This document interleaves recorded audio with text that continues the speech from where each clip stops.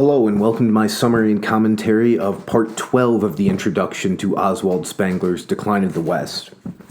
This is my favorite section that have gone over so far. I like this one a lot more than any of the first 11. Well, maybe not a lot more, but I do think it stands out.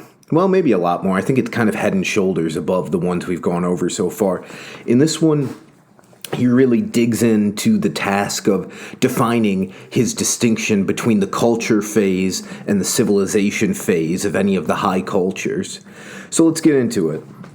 So he says, now with his Copernican world history and comparative morphology in hand, now we can see that the decline of the West comprises nothing less than the problem of civilization.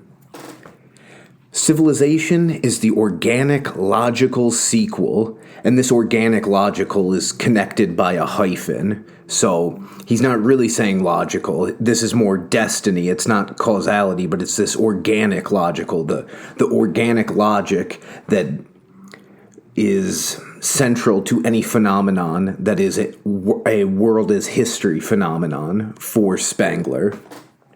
So civilization is the organic logical sequel and finale of a culture. Every culture has its own civilization because it's periodic and it's strict and necessary organic succession. This is always going to follow the culture phase once the culture has exhausted itself, once the thing becoming has become the thing become. So civilization is the inevitable destiny of the culture. So each culture might have a little bit different of a civilization phase, but all the civilization phases are going to have a deep similarity despite the differences in their outward appearances. And he says the deepest and gravest problems of historical morphology become solvable, become soluble from this viewpoint. Civilization is the most external and artificial state of any high culture. It is the thing become following thing becoming, death following life. And what else does he say here? Rigidity following expansion, intellectual age and the stone-built, petrifying world city, following Mother Earth and the spiritual childhood of Doric and Gothic. They are an end, irrevocable, yet by inward necessity reached again and again. Now he moves on to discussing the relationship of the Romans to the Greeks, and he says it's now very clear, once we keep in mind what a civilization is next to a culture.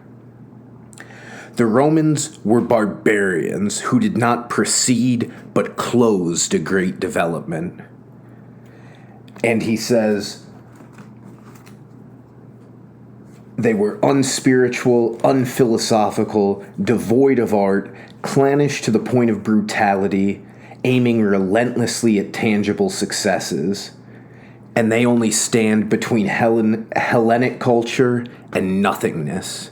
So he really views this civilization phase as leading a people back to barbarism, as leading people back to nothingness, a historical nothingness. Nothing of world historical importance to Spengler happens after a certain point in the civilization. You no longer have this inward organic logic, as he says earlier, this inward destiny of a culture. It's lost. And the fact that he uses this word barbarians is pretty interesting because he really does view a post-cultural people, what he later calls in this work a fellahin people, as not much different than a barbarian or, just a barbarized people. And this is pretty interesting because it's very consistent with Gustave Le Bon's conception of cultures reverting to barbarism. Now, the thing I like about Gustave Le Bon compared to Spengler is that Le Bon has a much simpler paradigm. His is just a very simple cyclical paradigm without as much theoretical baggage as Spengler's. So his idea is just that every culture has an ideal, and the pursuit of this ideal brings a unity to the people. But over time, this ideal loses its strength. And as it loses its strength, more and more crowd psychology is going to come into the people. And he speaks of, Spengler speaks of this as well. We're going to speak about the masses versus the folk. And the masses are like the crowd for Le Bon. And basically, as the ideal that holds everything together loses power, then you can have these more random and kind of, completely contradictory ideas that just go through the masses because they don't have any integrity at this point on a fundamental level. There's nothing to hold them together internally or externally. And so they become susceptible to the contagion of any crowd idea. And this crowd psychology phenomenon develops for Le Bon. And this is part of the descent into barbarism for him. So it's a simpler paradigm, and I think more parsimonious for that reason. So I would just, commend to your attention The Crowd by Gustave Le Bon. It uses some archaic terminology, so if you want to misread him and pretend that he's like this crazy racist, you can, but that's not a fair reading of Le Bon. So I would encourage any of you who, presume to be intellectuals or are intellectuals to consult that work and not the Wikipedia page or any nonsense like that. So, Spengler speaks of the Greek soul versus the Roman intellect. And this is a central distinction between culture and civilization. The culture has a soul, this inward unity, the prime symbol that causes this destiny to a certain degree. Now, the destiny is partially the prime symbol, and it's partially the fact that just each culture is on a life cycle. And nobody can outrun their shadow. No culture can outrun its lifespan. So yeah, you've got the soul of the culture versus the intellect of the civilization, the intellect of the megalopolis, of the world city, the cosmopolis. So he speaks a bit more about all of that, but first he says, this strong-minded, completely this strong-minded, completely non-metaphysical man always appears and determines intellectual and material destiny of every late period. So this is going to start with your Napoleon, with your Alexander, but it's going to end with somebody like Julius Caesar or Augustus Caesar, and we probably haven't reached that point yet in our culture. And another question you want to ask is, well, if you believe that a Caesar is going to arise, how much is that going to become a self-fulfilling prophecy? Excuse me. As this happens, as these kind of Napoleon or Alexander-like figures appear, the other thing that's going on is the nihilism of each culture is developing. So for the Indian culture, that's Buddhism. For the classical culture, that's Stoicism. And for our culture, that's socialism. And they appear and they reform the intimate structure of a moribund humanity, because that high culture, that soul is exhausted at this point. It's had its about 1,000 years to develop and to actualize itself. And now at this point, it's a moribund humanity.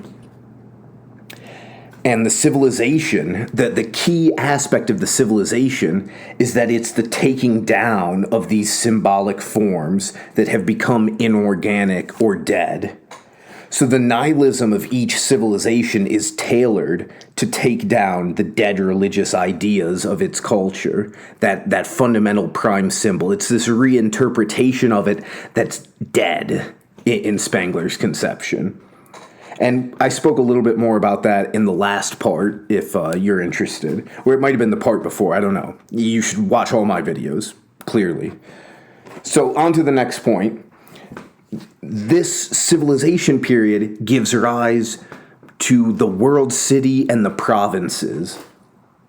In the culture period, the development of the culture is much more evenly spread out. We have a number of culture cities where, like we say, I mean, the culture just develops there and actualizes itself in a broad range of places. But at the civilization phase, all of the productive or important or world historical activities begin to happen only in a few cosmopolises. So these are the two basic geographic ideas of every civilization, the world city and the provinces. And the provinces begin to be considered of completely no value by the Megalopolitan people. And this, I think, is a great point by Spengler, because anytime you watch the news, just if you've grown up in America or Europe, even China, Japan, wherever else, you're going to realize that it's all about the big cities. I mean, I grew up in upstate New York. I mean, it's all about New York City, where I'm from. You're not going to do anything important where I come from. You're just not. You got to move to New York or LA or Washington, D.C., places like that, Chicago. And even Chicago, I mean, is kind of a little bit becoming a backwater. I mean, it's obviously a very poorly run city. You still got the commodity markets over there, and I think the commodity markets will probably always be based out of there. But, markets are becoming more and more virtual anyway. But anyway. So, and here's a really interesting thing. Instead of these people who are tied to the land in the culture cities and in even the towns are nice cultural centers during the spring and summer, even into the fall phase of the culture. But as we start to get into the winter of the culture and into the civilization phase, then everything's going to concentrate just in the megalopolises, in the cosmopolises. So he says a new sort of nomad develops, and they cohere unstably in fluid masses. So again, this kind of like Le Bon's idea of the crowd, these masses that just kind of form. They're not a folk anymore, they're just a mass. And they can be manipulated by mass media and things like that, as he'll speak a bit more about. And these people, these megalopolitan world city people, they are traditionless, unfruitful, and contemptuous of countrymen, particularly the country gentleman. And how true does this ring in 2023? I mean, how true does it ring? The urban contempt for everything of the country. The fact that you would put on a country accent or a southern accent to pretend that you were dumb if you were giving any kind of, derisive impression of another person. And even I would fall into this trap just because it's such a common cultural trope.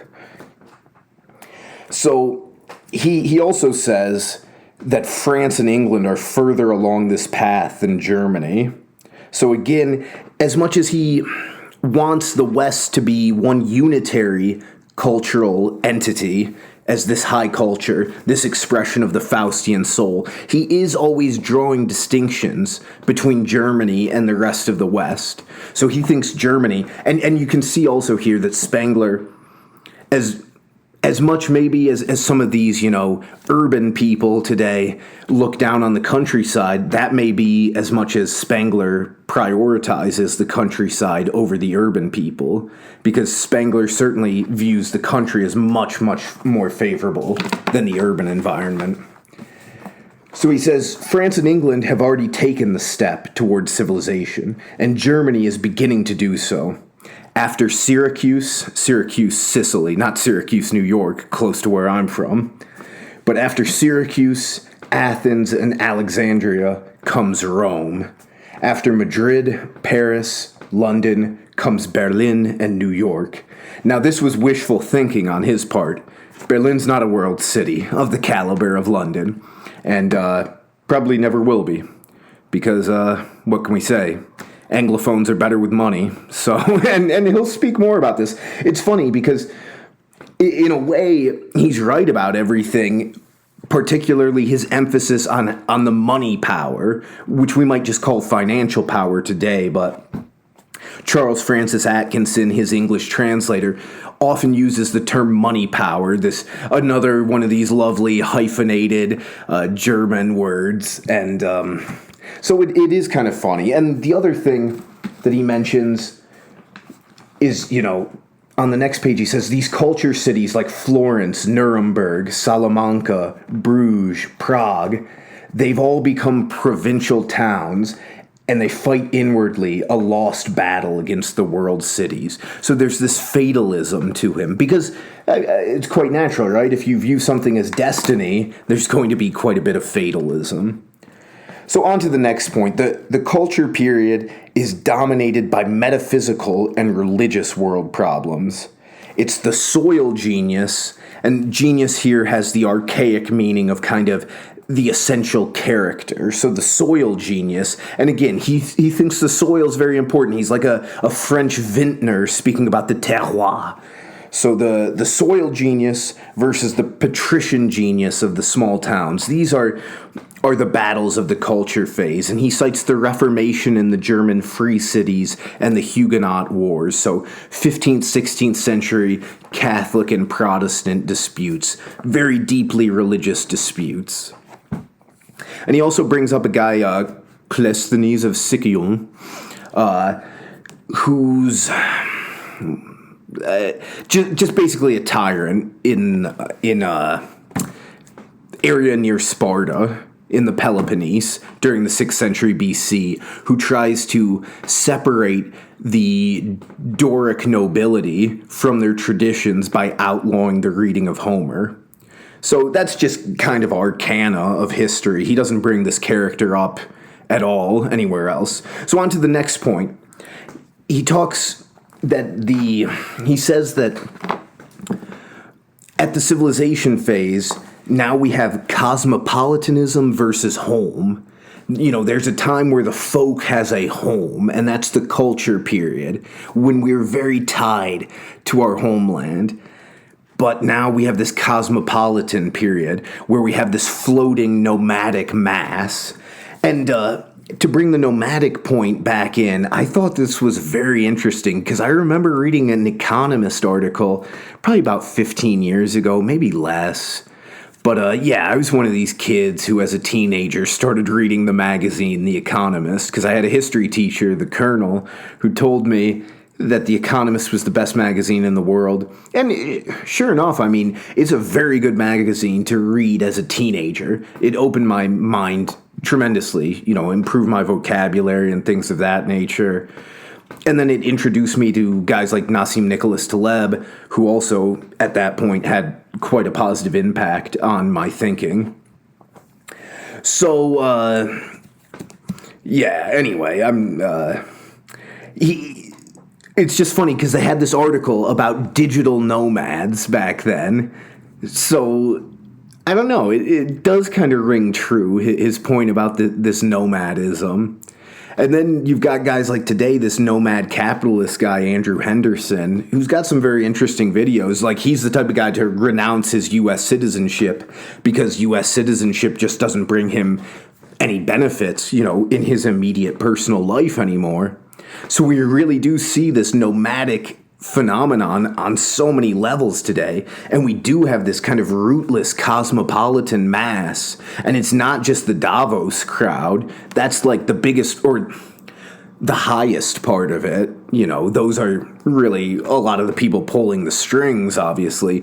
But even beyond that, I've got friends who are by no means upper class, but they're just nomads at this point, basically. Like, I don't know where they'll be. They've been in China for a long time. Now they're in Thailand. Where will they be after that? Obviously, I lived in China for a few years, so I have a different experience than people. Maybe I'm a nomad, too. I'm a long way from New York right now as well, so...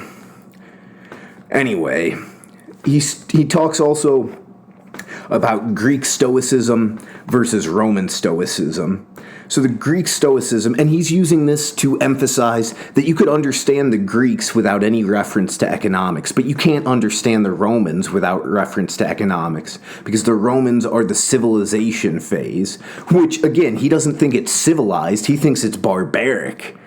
But they're, in his conception, the civilized phase that is just obsessed with the money power. You can only understand Rome in economic terms, but economics is kind of the least of understanding the Greeks, in his view.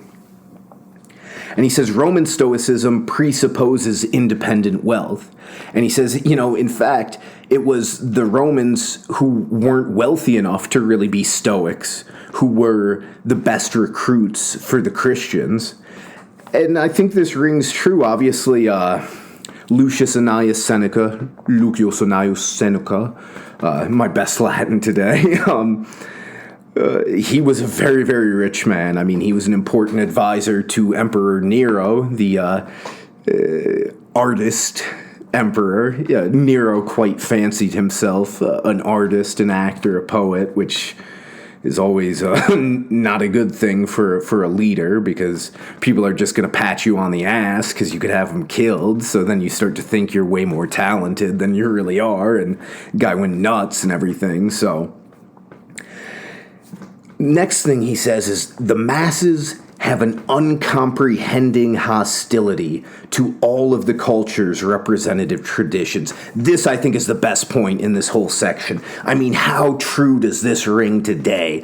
You want to, these people on TikTok and on Instagram and these woke people, like, they don't know anything about American tradition, let alone Western tradition broadly. And they think they can sit in judgment of everyone else. And he's not...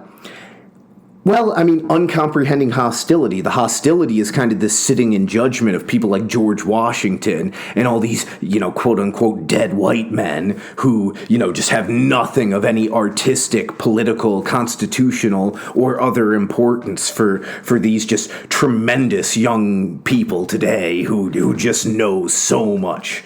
But what it is they are a mass. They don't have any character anymore, themselves or collectively. I mean, very little. I don't want to paint with that broad of a brush because, there still are some young people out there trying to do positive things. So, those people are to be encouraged.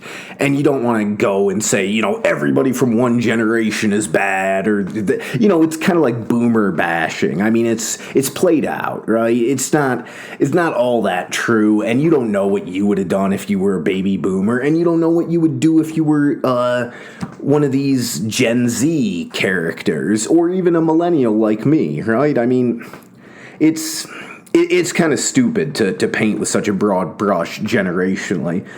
But at the same time, it's very difficult. And even the baby boomers, I mean, everybody, post-1945 and even earlier, to some degree. I mean, it's one of these things where it's just gotten worse and worse over time. The uncomprehending hostility to all the culture's representative traditions.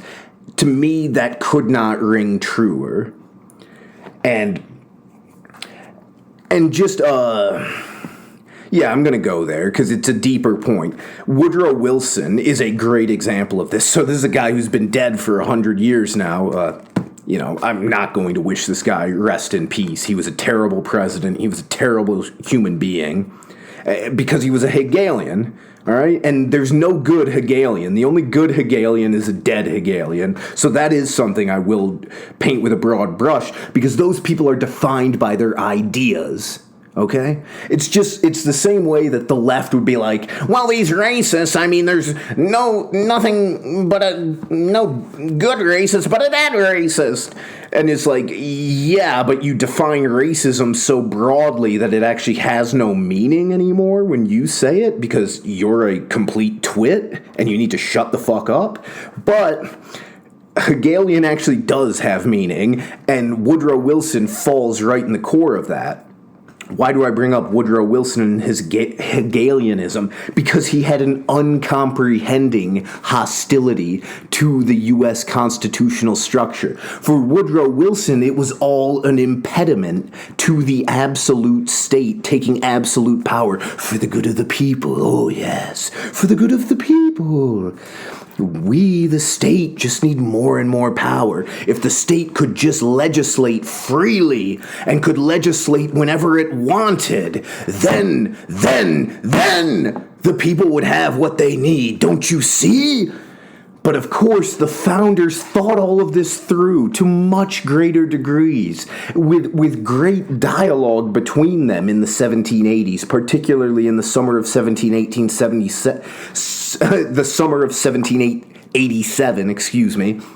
when the founders crafted that wonderful document that is the key to our prosperity. There are other nations that are just as blessed with natural resources, don't you see, my good friends?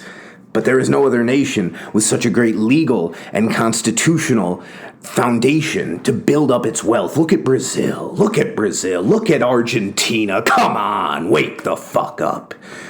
Anyway, so you get these clowns like Wilson. Clown named Woodrow. There was a clown named Woodrow. He read a lot of Hegel. He wrote a very stupid book about Hegel.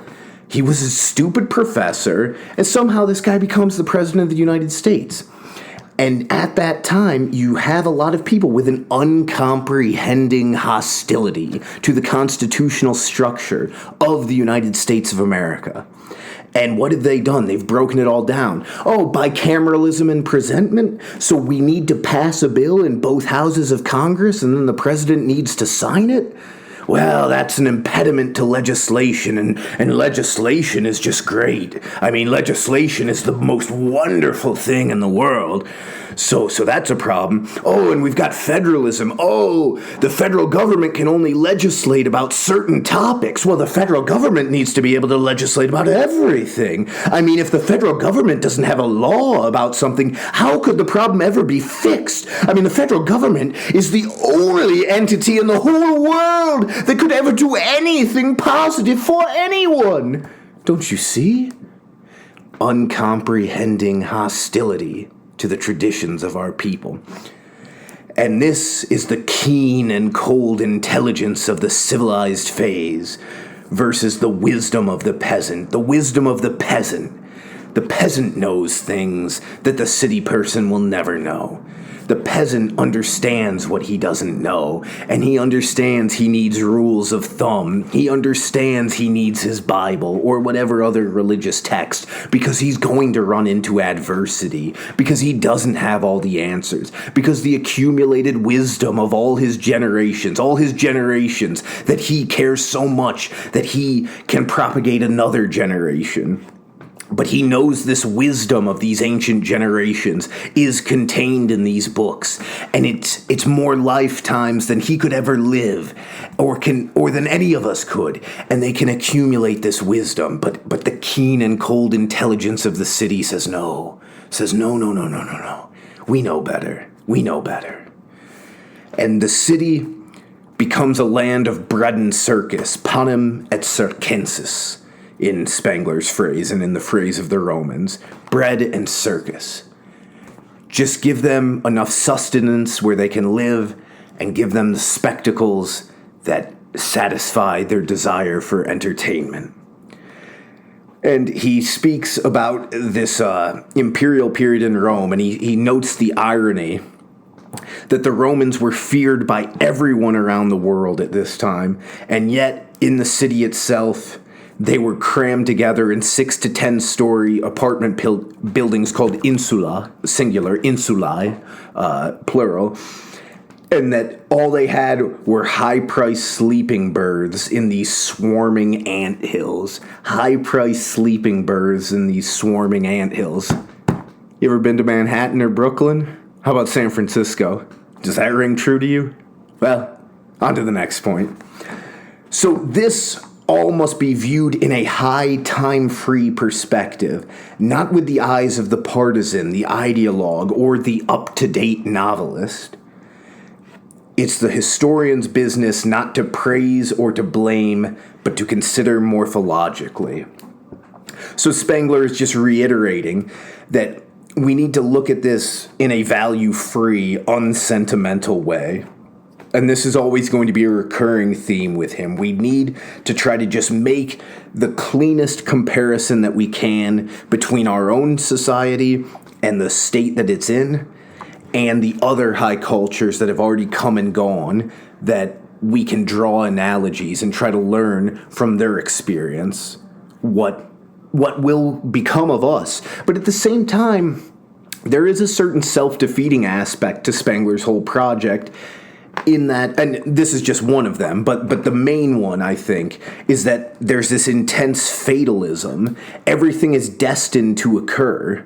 So I think it could, and maybe for many people it does, just lead to a sense of resignation that we can't do anything to forestall the death of the culture. We're already in the civilized phase. We're already dead. We're already descending back into barbarism. We're just like the barbarian Romans with our focus on money, power, and finance. On to the next point. The politic of civilization replaces the politic of culture. And the hallmark of the politic of civilization is service to that abstract which represents the power of civilization, money. And this is a conception of money as an inorganic and abstract magnitude. This is the primacy of the money power. This is the key characteristic of civilization. Now we're not focused on the soil itself, you could say, or the actual things in themselves. That's the better way to say it. We're not focused on the things in themselves. This inorganic and abstract magnitude of the money power becomes the priority. And, if you look around today, that does not seem incorrect in any way, to say the least. It looks quite prescient. We can full-throatedly endorse Spengler here, in my view. Now, you may have another view, and I'm happy to hear that. Please leave me a comment about it. But then he's got a pretty interesting quote here on page 45 of my edition. He says, "A small number of superior heads, whose names are very likely not the best known, settle everything, while below them are the great mass of second-rate politicians. And this gives the illusion of popular self-determination." Now this really has echoes of Noam Chomsky, or not echoes, Noam Chomsky's the one who echoes this decades later with his idea of manufacturing consent. And this, I believe, is one of Spengler's most prescient points, and probably why so many people on the right wing are rediscovering him in recent years, because we've seen this illusion of popular self-determination with these just total nitwits who believe everything they hear on cable news or on CBS or on ABC or on the BBC or on any of these other organizations that just simply don't give a shit about you and are going to lie to you all the time because they think they know so much better that of course they need to lie to you at some points because, you're just not smart enough to understand how to assess these issues. Right? You're not, right? These journalists who don't know anything about anything, they know better than you. Come on. So I just like this. He's completely right. People are going to say, "Whoa, conspiracy theory! Oh my gosh! He thinks there are superior heads who settle everything behind." No, it's all Barack Obama and Donald Trump and Joseph Biden, right? Those are the ones who really decide everything. They're the ones who were elected.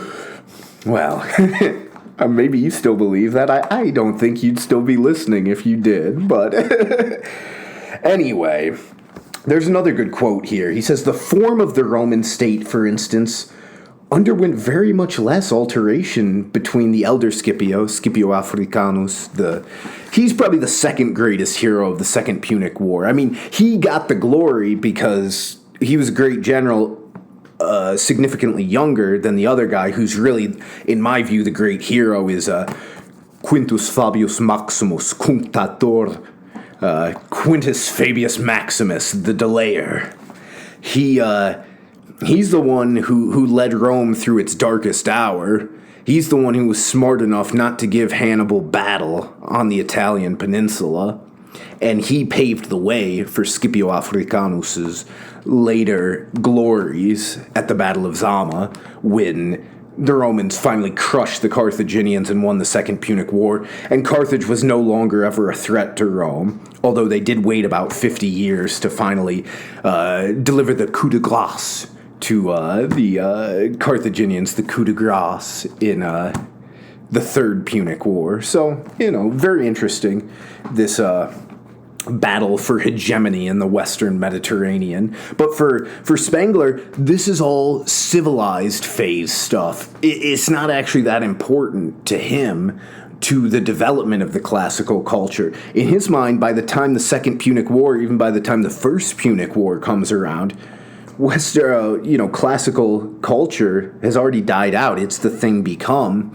There is no more artistic or religious force to it. It's just a battle for economic and military hegemony at this point. And perhaps he's right. So now he says, art and philosophy, which were once generally valid in the age of Plato, in the age of Kant, there's a general validity to art and philosophy, but now they become valid exclusively for the brain of the Megalopolitan. How true does that ring? How true does that ring today? I mean, when you look at the Academy Awards or the Pulitzer or any other just complete hogwash circle jerk for these pseudo-elites that rule this country, it's all bullshit, man. It's all bullshit. Like it's just such bullshit, and it's not valid for everyone. You look at the best example of it is Rotten Tomatoes scores over the last 10 years. How the audience and the critic scores have just totally diverged. So the received opinion about what is good art and what is good philosophy. Think about postmodern philosophy. This philosophy that defeats itself with its very first proposition. Postmodernism, what's the first proposition? There are no absolute truths. To say there are no absolute truths is itself stating an absolute truth. You have to be a complete moron not to recognize that. So many people are. So postmodernism defeats itself with its very first sentence, but it's valid for the big brain of the Megalopolitan, right? And the same thing with these movies that are just complete garbage that they just keep pumping out. And you look at the Rotten Tomatoes scores, and they're getting killed by the audience because they don't have any general validity. It's just valid for a certain class of cosmopolitan, megalopolitan circle jerk, and that's all it is. So I won't beat a dead horse any more than I have. So on to the next point. So socialism, okay, here I'm going to have to criticize him. So socialism and its near relation Darwinism, they're utterly un-Göthian. So again, we've always got to get a good Goethe reference in here. So Darwin, and how is Darwinism a close relation to socialism? He really hasn't developed that. This is just a conclusory assertion, as we would say in the law. He's making an assertion that he's pretending is a conclusion. We call it a conclusory assertion. He hasn't built up any factual or legal basis. And here, instead of legal, we would say logical basis. He hasn't built up any factual or logical basis to say that socialism is actually a near relation of Darwinism. There's just absolutely no proof of that. But he says, how utterly un-Goethian are the formulas of struggle for existence and natural selection. Struggle for existence and natural selection. Please excuse my dramatic rendition there. But struggle for existence and natural selection, they're just utterly un-Goethian. But Goethe is always right about biological things, and Darwin is always wrong, so there's no question here about, well, does that mean that maybe Goethe is wrong? No. So he also says that the woman and marriage problems of Ibsen and Shaw, so Henrik Ibsen and George Bernard Shaw, two dramatists of the late 19th century, and then Shaw is into the early 20th century. They and the Darwinists and the socialists, and then also the impressionistic tendencies of anarchic sensuousness, and the whole bundle of modern longings, temptations and pains expressed in Baudelaire's verse and Wagner's music. These are simply non-existent for the nature man's world feeling, the villager's world feeling. Now, there's a lot of truth to that. There's certainly truth to that. Darwinism, very counterintuitive. I mean, it just is, right? I mean, you've got Spengler here, who's a great intellect, a great intellectual, and he doesn't understand it whatsoever. And, you know, he sneers at this concept, this suite of concepts, Darwinism, that he has no understanding of. But he is right to say that Ibsen and Shaw's women problems, impressionistic tendencies of anarchic sensuousness, Baudelaire's verse, Wagner's music, it's all very, very foreign to the villager and of no importance to him whatsoever. So that's a good point. And next, he says, to culture belongs the tournament and gymnastics. So, you know, a local sporting competition, a local competition of athletic prowess, the tournament and gymnastics. And gymnastics would probably have a broader definition to a German. It certainly does. So maybe Atkinson should have translated it a little bit more broadly into English. It doesn't just mean somebody on a pommel horse and somebody on the high rings or, you know, vault or whatever else. So he says that's what belongs to the culture, but to the civilization belongs sport. And that he views as the circus in the sense of panem circensis. It's circensis, excuse me. That's because the circus here doesn't mean, obviously, a circus with zoo animals and things like that. It doesn't mean P.T. Barnum. It means chariot races or just other races, and then gladiatorial fights, excuse me. So, and look at the modern day. Look at how much of our lives are dominated by football games. I'm a huge NFL fan. I'm even a fan of the English Premier League. I'm, or the UEFA Champions League. The FIFA World Cup happened a few months ago. It was a very thrilling finish between France and Argentina. And these are things that are so important for people. But how many of these people are actually getting out in their neighborhood and competing with other guys in the neighborhood athletically? Very, very few. So that's what he's talking about. Now we've gone from active participants in athletic contests to the vast majority of us just being spectators. And he says, even by 1914, this had happened. He says, if you go to a Berlin track meet in 1914, the difference between that and a Roman circus will be very slight, he says in this footnote 41. Finally, he says, and he says, this is the difference between the Hellenic palestra and the Roman circus. So the Hellenic, it's just that more focus on your inward development, both your inward athletic development and competition in the local community, compared to just being a spectator who only cares about the entertainment value of this huge spectacle of athletic prowess.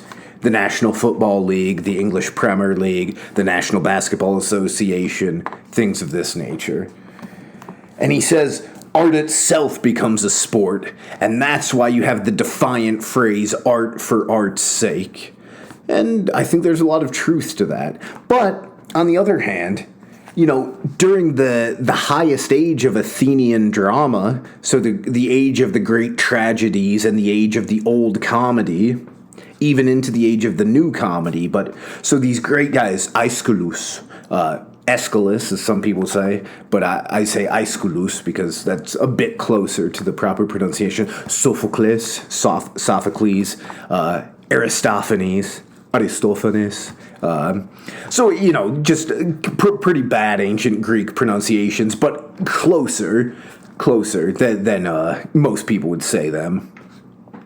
So these guys are great. Aristophanes, the great comedian, Sophocles and Aeschylus, great tragedians, but they did all their great drama, all their great plays as part of festivals in Athens where they would pick first, second, third prize. So it was a competition. Art was a competition in 5th century BC Athens, which is considered the height of classical artistic development. Now, Spengler does view sculpture as more central to Greek art than somebody like Nietzsche. So, like, Nietzsche, obviously his first book was called The Birth of Tragedy in English. I don't know what it's called in German. Die Frühzeit der Tragödie, something like that, maybe. But I don't know it off the top of my head. Anyway, it's just... So there is a counterexample there, because, you know, I'd say for us, we actually maybe... in kind of a head-on competition, we compete less in art. Yes, there's the Academy Awards and the Grammys and things of that nature, and it certainly matters to people who makes the most at the box office, who makes the most in album sales. No doubt about that. But there was a competition, 2 competitions, big festivals every year in Athens for these plays, and that's why these people wrote these plays, was to enter these festivals, these competitions, and to try to win first prize. So how much is it true? I don't know. Now, for him, he would say maybe that's right on the cusp of the classical culture becoming a civilization. So he views it as the 4th century BC is really when it becomes a civilization. So that's the time of, you know, Plato and Aristotle, but then you're getting Alexander. And for him, like, after Alexander, all bets are off. I mean, that Greek culture is dead by the time of Alexander, for him, basically. And, you know, maybe he's right, but the fact that the highest accomplishments of Greek tragedy and comedy were reached in explicit competitions and created solely for the purpose of these festivals and competitions, I don't know. I think that's a bit of a counterexample. Now, you may say, I mean, there's still a religious aspect to them, like the priest of Dionysus was kind of the honored guest and would sit in the middle for these things. So maybe he says, well, it's still got this religious character, but I mean, it sure looks like a competition. So, but again, maybe his use of capital S sport is really important here, because sport for him is going to be this big circus, you know, like something you'd see in the Circus Maximus, this big spectacle, whereas the Athenian dramatic competitions were localized. It's just the people of Attica competing, and that would be more like the tournament, and so maybe he is right. But, you know, I just like to bring up the counterexamples, because why else are we here if we're just going to take everything he says as gospel? I don't think that's what he wants. He wants somebody to be challenging, I think. I mean, as much as anybody wants anybody to challenge their ideas, right? But there's something to that. Finally, he says, the battles of Chaeronea and Leipzig were the last battles for an idea. So Chaeronea, this was the last battle where King Philip, Alexander the Great's father, really conquered all of Greece, basically. And so that's kind of the battle between, will we have a Macedonian empire, or will we still have city-states? And will there still be these smaller kind of, you know, as we would think from our civilization phase, these more provincial areas, or is everything going to be centralized? So at Chaeronea, it was decided that everything would be centralized under the Macedonians.